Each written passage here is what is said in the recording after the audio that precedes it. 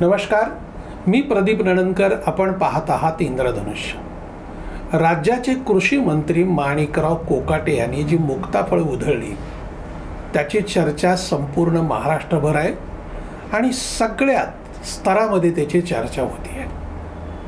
त्यांनी आता माफी मागितली पुन्हा रामाला साक्षी ठेवून. मुळात कृषी मंत्री आहेत ते.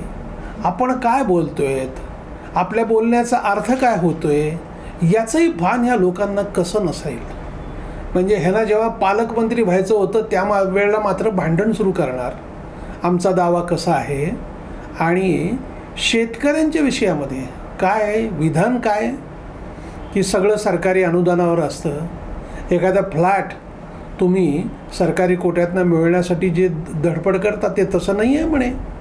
आणि काय करतात, मिळणारं अनुदान साखरपुडे करतात, लग्न सोहळे करतात. अरे तुम्ही काय करतात असं विचारलं तर कशातून तुम्ही निवडणुका लढवतात, कुठनं पैसे आणतात हे माहिती नाही का, असं जर शेतकऱ्यांनी प्रतिप्रश्न केला तर काही उत्तर आहे कोकाटेंकडे? काय बोलतोय आपण ह्यांचं भानच नाही आहे. मला याचं आश्चर्य वाटतं. अशी विधानं वारंवार मंडळी करतात. यांना या संबंधामध्ये कसं काही वाटत नसेल की आपली काय चूक होती आहे. मुळात ह्यांचं डोकं ताळ्यावर असतं का? आपण कोणाबद्दल बोलतोय? बघा, आम्ही भूमिपुत्र आहोत ही भाषा असते, आम्ही शेतकऱ्यांचे पुत्र आहोत ही भाषा असते. मग शेतकऱ्याच्या पुत्राच्या तोंडी ही भाषा येते कुठून? ही मगरुरी जी आहे ना, मुळात ही आहे मगरुरी. आम्ही सत्ताधारी आहोत, आम्ही सत्ता चालवतो. अरे तुम्ही कोणाच्या जोरावर चालवता? कोण निवडून दिले तुम्हाला याचं तरी भान ठेवा. दुर्दैवानं काय झालं आहे, शेतकरी बिचारी संघटित नाही. कोणी यावं आणि टिकली मारून जावं अशी शेतकऱ्यांची अवस्था झाली आहे. कारण शेतकरी संघटनेचे नेतेही तसेच, हे फक्त सोयीनुसार नांगी उगारतात, फणा दाखवतात. यांची सोय संपली की फणा खाली पडलेला असतो, शेपटीमध्ये घालतात. आता हे सगळ्या राजकीय पक्षांना माहिती आहे. त्यामुळे सत्तेत कुठलाही राजकीय पक्ष असला तरी शेतकरी नेत्यांना कसं हँडल करायचं ह्यांना चांगलं माहिती आहे. निवडणुकामध्ये कसलाच परिणाम होत नाही याचाही अनुभव अनेकांनी घेतला आणि त्यामुळे कोणी यावं आणि टिकली मारून जावं अशी अवस्था निर्माण होती आहे. पण सगळ्यांनी शिव्या घातल्यानंतर थेट कोकाटेंनी माफी मागितली. पुन्हा अशी माफी मागण्याची वेळ कोणावरती येणार नाही याची काळजी घेतली पाहिजे.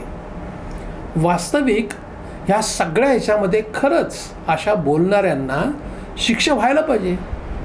कुठल्याही राजकीय पक्षाचा असो, तुम्ही अनेक विषयांमधून तुम्ही अमुक झालं तमुक झालं म्हणून राजीनामे द्यायला लावतात किंवा त्याला कोणीतरी बोलतं. इथं काहीच नाही आहे, काहीच वाटत नाही ना. एखादी गोष्ट बोलायची म्हणजे एखाद्याला समजा आईवरनं शिवी दिली आणि पुन्हा सॉरी म्हणलं तर चालतं का? आपण काय करतो, कोणालाही जर कोणी शिवी दिली ना आईवरनं, पहिले पायातलं काढतो आणि हातात घेतो, हो की नाही? असं जर लोकांनी सुरू केलं तर काय करा, याचं भान ठेवलं पाहिजे.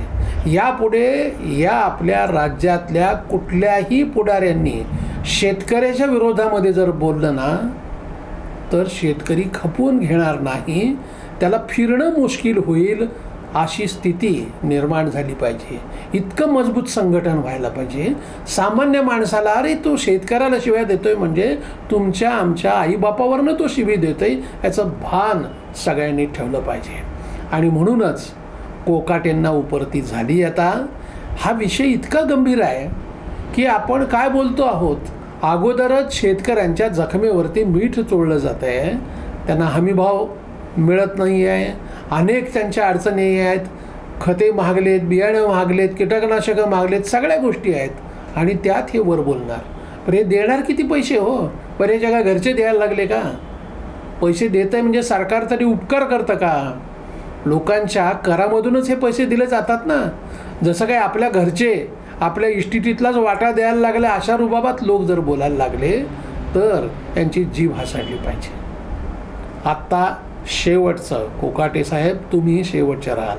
आता याच्या पुढे लोक सहन करणार नाहीत अशी अपेक्षा आपण करायला पाहिजे.